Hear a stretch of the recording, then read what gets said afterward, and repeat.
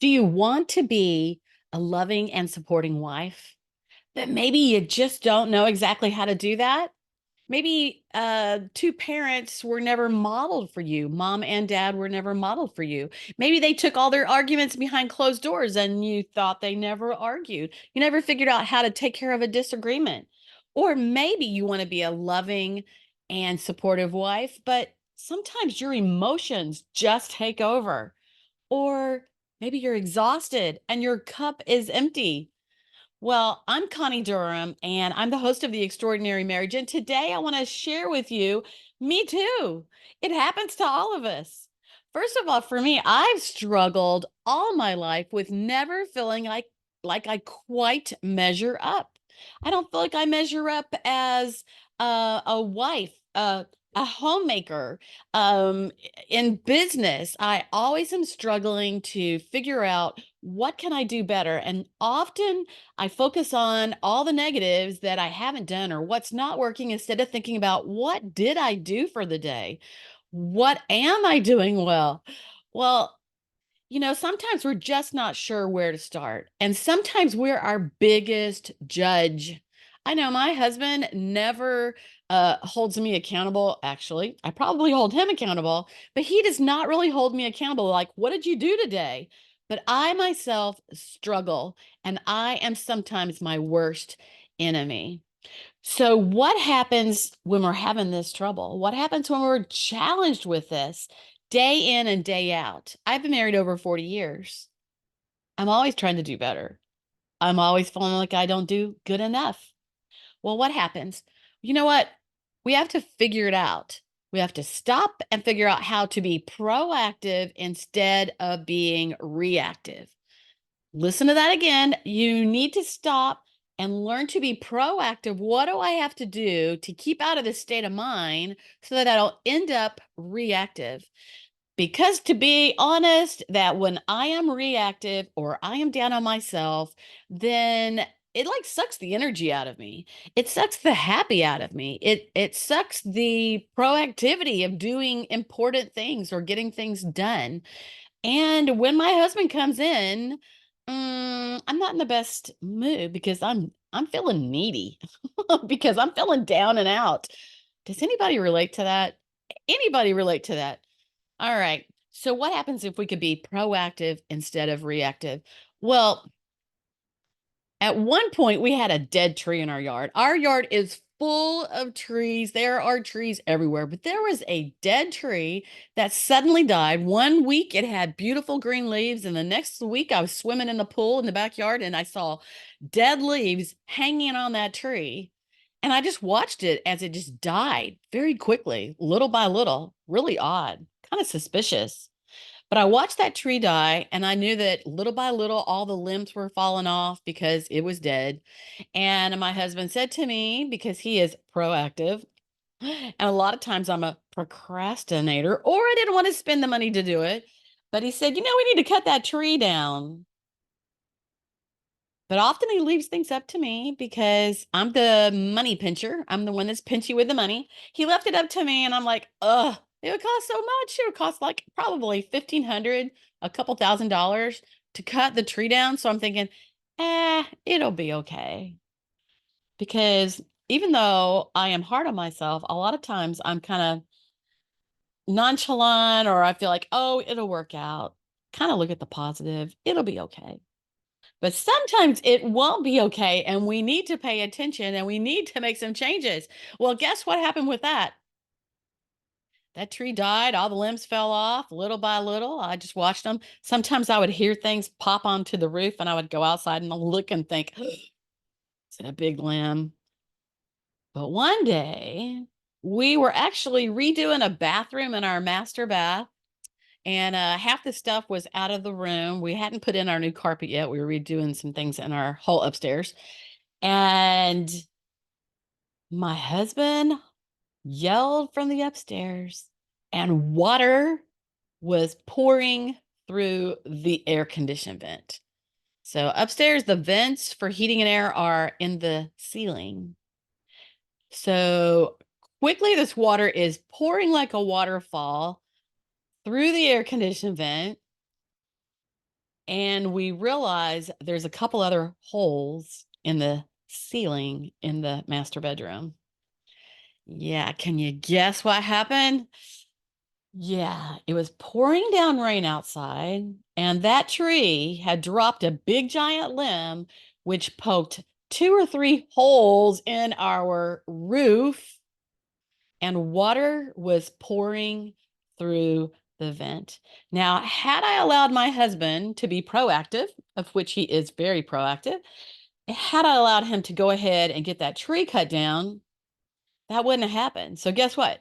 Then we had to have the tree cut down, and we had to have our roof repaired, and we had to have the ceiling in the bedroom repaired. Yeah, you see what I mean? Sometimes it's better to be proactive and really think of the consequences that can happen. So let's go back to the fact of I'm constantly struggling with my worth. I'm constantly struggling with how I feel. I'm constantly struggling, and these things are causing me to really, my husband's really easygoing, but he could have been like, man, get over it. I don't know if I would be as understanding as he has been. Well, Tracy says good habits like being proactive are hard to develop, but easy to live with. Yeah, I would have never known that that tree was going to go through that roof, right? I would have never had to suffer the consequences. But bad habits are easy to develop.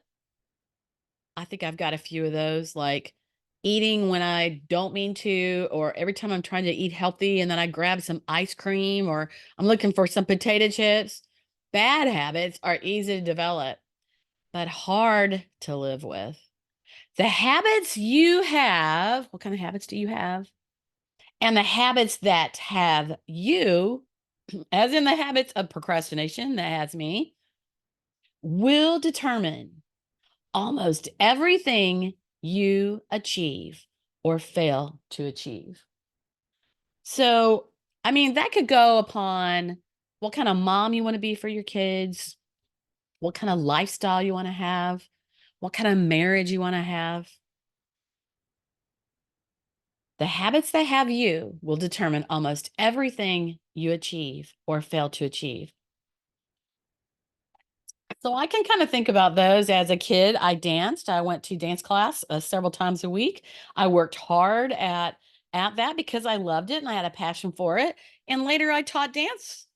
I taught ballet, jazz, modern, and I had great habits in that. So, I got to be a pretty good dancer and I loved what I did. According to Duke University, habits account for 40% of our behavior on any given day. Now, if you ask me, I probably would have said your emotions account for 80% of how you are in any given day. But here, Duke University is saying habits. What kind of habits do we have? What kind of habits do we want to have? Account for 40% of our behavior on any given day. Now, I can take that into the idea of if I've had good habits for that day, I've made my list for what all I needed to do and I've crossed it off, which makes me feel good. If I have read a book, something being proactive or watched a show, I love HGTV. I think that's the best. It makes me feel good because those people are proactive and doing good things and they're making people happy. So I love HGTV. So, what kind of habits do I need? What kind of habits do you need to make your marriage better? What kind of habits make you feel good, make you give you energy? What kind of habits make you feel secure and good about yourself? Now, one of the things I realized that I started staying home too much and I'm a people person. And so I needed to get out and be with people. So maybe have lunch with somebody once a week. Um, Knowing what I needed to do, maybe I needed to clean house. Well, I don't like to clean house so much, so I procrastinate at it. So, if I put my housekeeping on my list to do for the day, then I'm going to feel better about myself. So, we have to figure out what kind of habits make us feel better about ourselves. But let's think about good old habits that we do every day. Like, what side of the bed do you get out? What is a habit? They're habits. These are things that we do, not even thinking about it. What side of bed do you get out? Do you get dressed first thing in the morning? Do you plan dinner at night, or do you wait till you're starving hungry? Which leg do you put in first when you're putting on a pair of pants? Never thought about that, have you? Do you get up before the kids so you can have a little break or a little rest? Do you pick up your house at night? Or do you do it in the morning, or do you just leave it all over the place?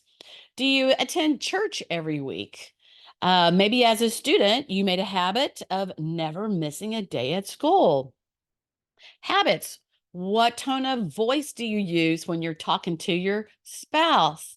Habits. Do you tend to worry, or do you tend to look at the positive side? Habits. Do you smile most often? Are you a saver, or are you a spender? That's a habit, isn't it? And sometimes that causes a little trouble in our marriage. Do we tend to use positive words with our spouse and with ourselves, or do we tend to use negative words? Well, like I said, I'm Connie Durham, and I am cultivating connection, understanding, and lasting love in marriage. I am the host of The Extraordinary Marriage, and each week I bring to you many of the things I have learned through the years. I have grown kids and grandkids, and I bring to you many things that I learn each and every week. Well, this week I am sharing a book, and it's called Attitude is a Choice, so pick a good one. And that's the habit that I want to talk about today is attitude is a choice, so pick a good one. I even found that picking up that book and reading 2 or 3 or 4 pages in it each day helps me put on positive thinking to start my day. Bob Phillips, the writer of that book, says, "Your personality is made up, developed, and comprised of 3 basic elements." It's comprised of 3 basic elements. And this is what Bob says: your God given physical body, that actually is I call that your hardwired mind and personality style. Number 2, let me go back to number 1. And that God given personality style, uh, think about it. Do you get stressed easy, or are you really easygoing? Do you make decisions quickly, or does it take quite a while to make decisions? How do you handle people? These kind of things are behavior styles and personalities. Number 2, he says your environment. Where were you raised? How were you nurtured? And number 3, I say this is number 1, your God given physical body, how you're hardwired, your mind is hardwired, and your environment. Put those 2 together, and now you have your acquired habits. Your acquired habits of thinking, speaking, and behaving. All right, so let me go back to these. Your God given physical body, this is how you think. I mean, literally, if you took a family with 5 kids, each one would think differently. They would talk differently. They would act differently. And this is like where we're literally hardwired, and this is who we are. And the thing is to make good of your assets. Figure out where you're good. When it comes to a married couple, one person may be very good at paying the bills and the other person hates to pay the bills.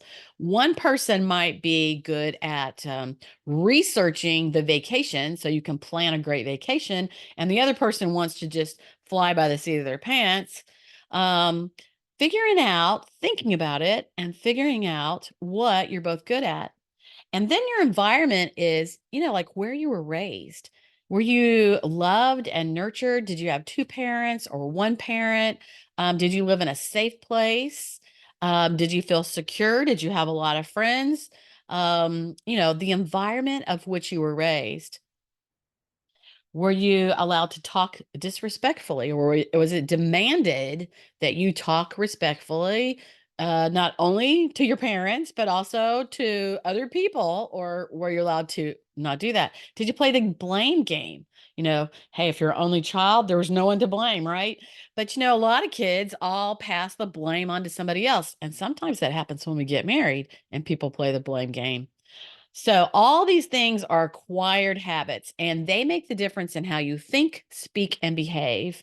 And I believe when you start to understand how you're physically made up naturally that way, and you understand that we all bring baggage from our past, and you bring these things together, you can learn to think from the middle. My side, your side.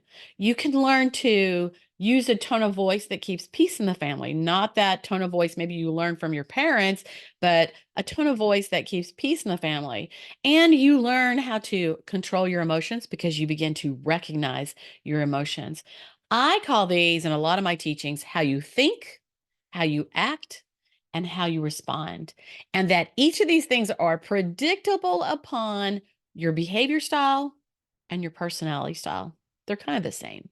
Your personality style and your predictable behavior style. Some people think logically, some think very success minded. They're that go after it, leadership kind of person. And some people are people minded. Now, take note that often people who are success minded, they kind of forget about the people along the way. And some people act standoffish, some are friendly, and some are guarded. And some people are bold. We always recognize those people, right? The people that are bold. So we think differently, we act differently, and we respond differently. We respond differently. Some are like in a controlled manner and emotion. Some are very emotional about everything. Some people react in anger, and some people, no matter what's going on, they laugh. It might be a nervous laugh. It might be a laugh that really thinks it's funny. It might be whatever, feeling good, laughing. All right. So we all think, act, and respond differently. Aristotle said, excellence is an art won by training and habituation. We do not act rightly because we have virtue or excellence, but we rather have these because we have acted rightly. We are what we repeatedly do.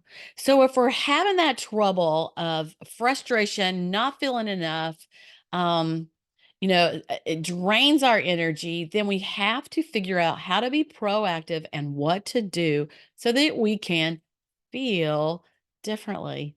Anybody else have that challenge of where you react by your emotion, your mood, and how you feel that day? And often that colors how you get along with your spouse and how you enjoy your day and what you get done.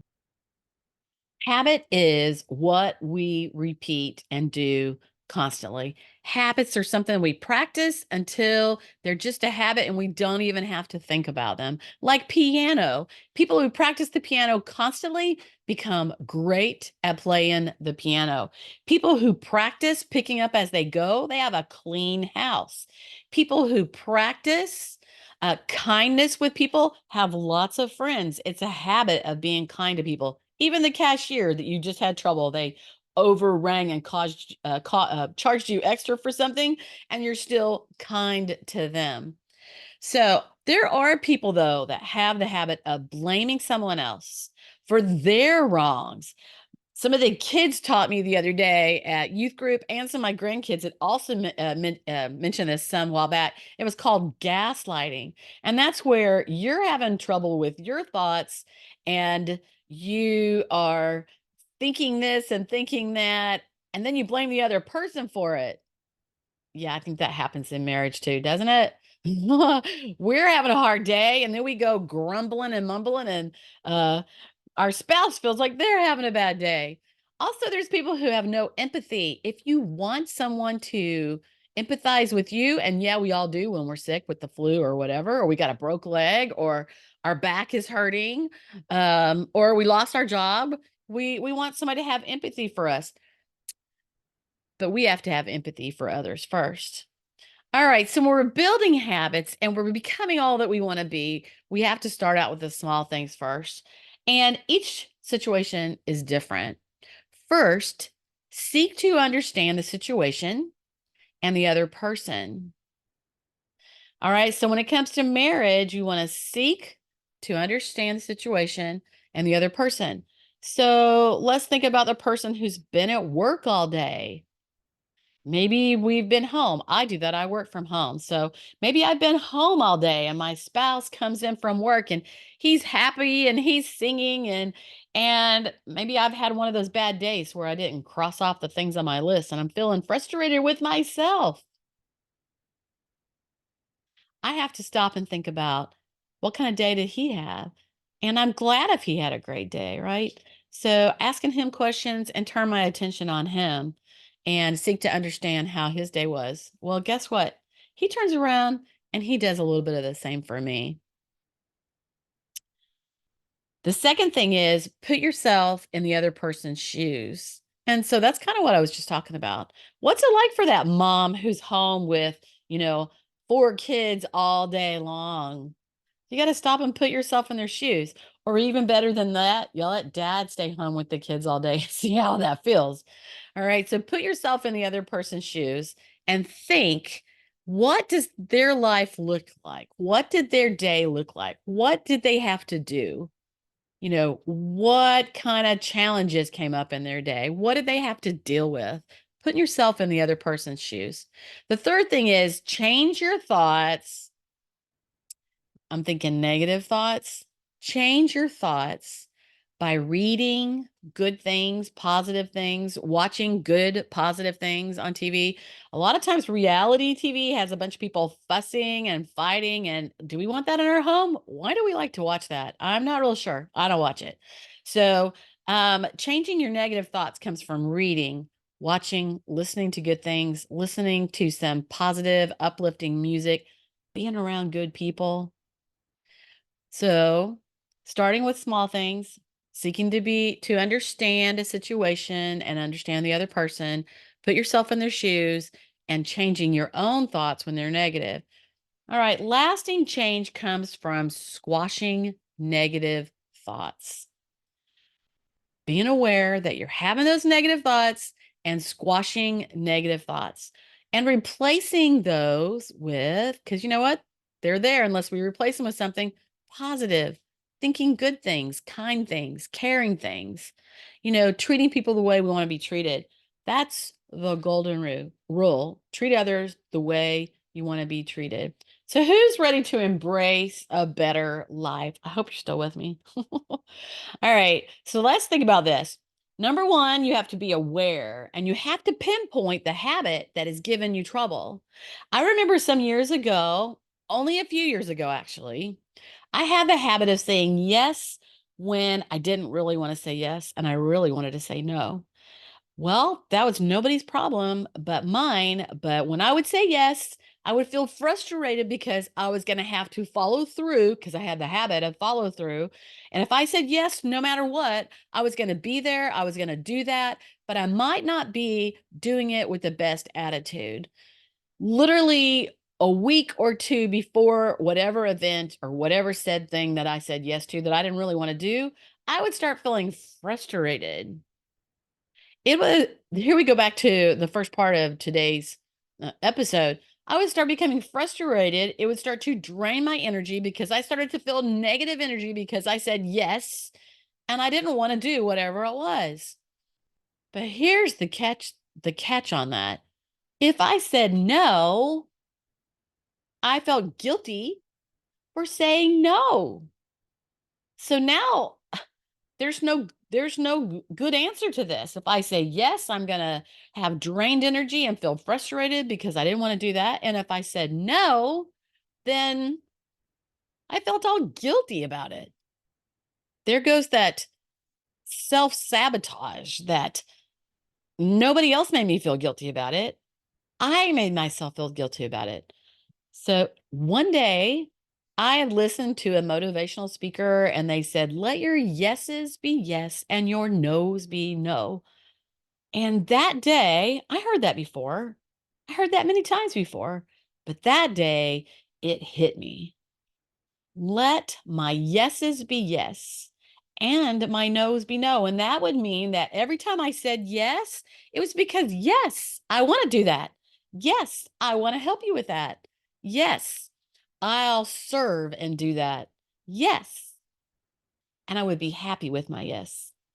because I said yes because I wanted to do whatever that was. And I decided that when I said no, I'm not going to feel guilty about it. I'm going to say no and I'm going to let it go.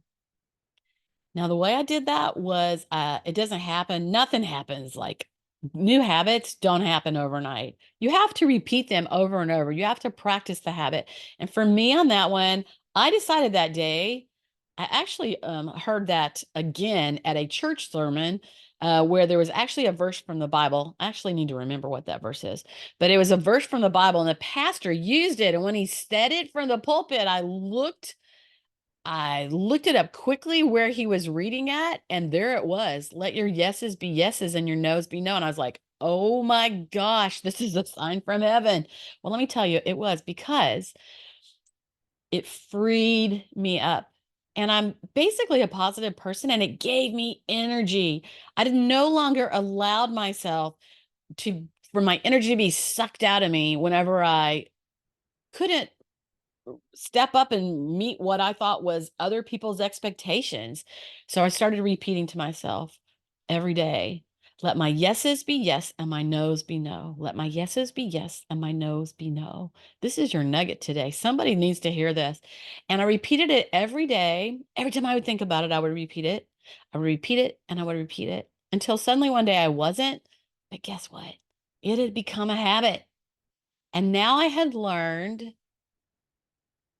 to change something up that was literally sucking the life and the energy and the joy from me. Such a simple thing. One simple little habit. Let your yeses be yes and your noes be no. And I had started to implement that. And if I said yes, I was like, yeah, I'll do that. Glad to do it. I'll look forward to it.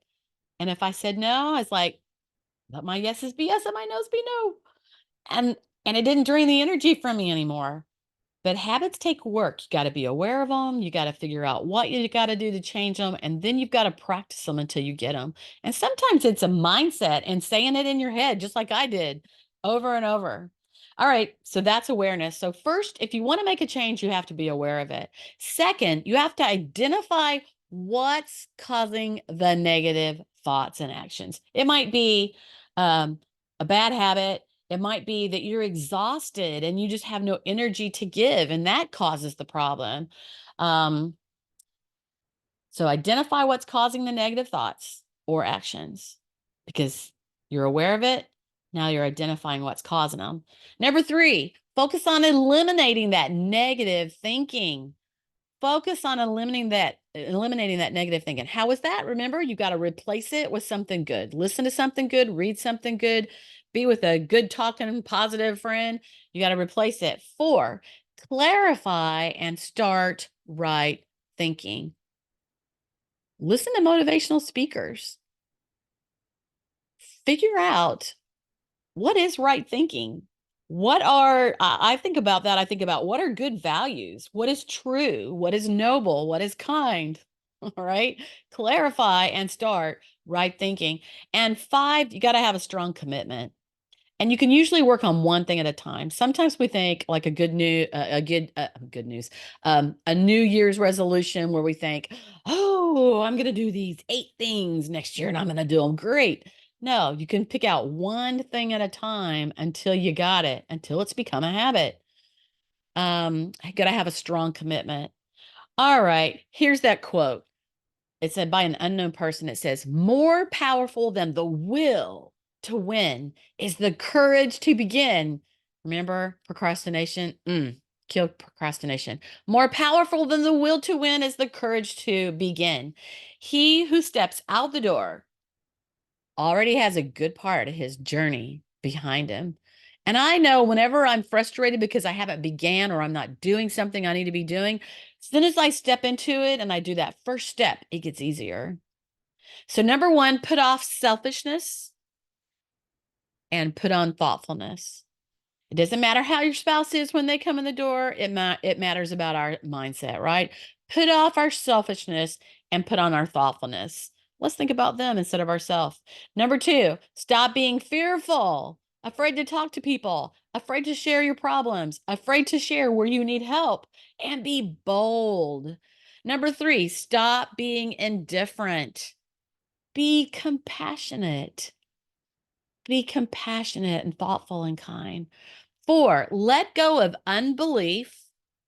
Grow your faith in God, in yourself, and in your spouse. In that order. Grow your faith in God, grow your faith in yourself, be comfortable in your skin, and your faith in your spouse. Number five, give bitterness the hatchet. Give bitterness the hatchet. Bitterness only feeds you negative thinking, negative feelings, negative emotions, and they take you over. Embrace forgiveness, because when we forgive others, then they forgive us, right? Forgiveness is one of the biggest gifts ever. When we forgive others, they tend to forgive us. And that goes back to, if God could forgive me for all my shortcomings, I definitely can forgive others. Six, drown anger. Some people have that top emotion that causes them to get angry about most everything. If they're tired, they're angry. If they've had a hard day, they're angry. If they're stressed, they're angry. If they have a lot to do, they're angry. You see what I mean? Drown anger if that's you, and fill up on peace. Maybe it's some peaceful music, letting go of your frustrating feelings. There would be a new habit. And seven, distinguish self pity. Distinguish self pity. I feel so sorry for me. Distinguish self pity and embrace joyfulness. Put all these things behind you, right? Let go of that self pity. We do that, don't we? I do that. I know I did it a lot when I had a little kids. All right. Embrace joyfulness. All right. So if you enjoyed this today, go back to episode 18 and look at the crazy cycle. This is going to look at the things that cause marriages trouble, and they get going and they don't know where to get out. And sometimes they forget even where it started or why they're angry with each other. Also, check out the 5-day bonus challenge that I have here on the podcast. It's called Honey, Listen Up. I'm Connie Durham, your host of The Extraordinary Marriage, and I hope you found something today. And please, if you liked it, be sure and subscribe, and make sure you don't miss a single episode every week. Share it with others. Have an awesome day.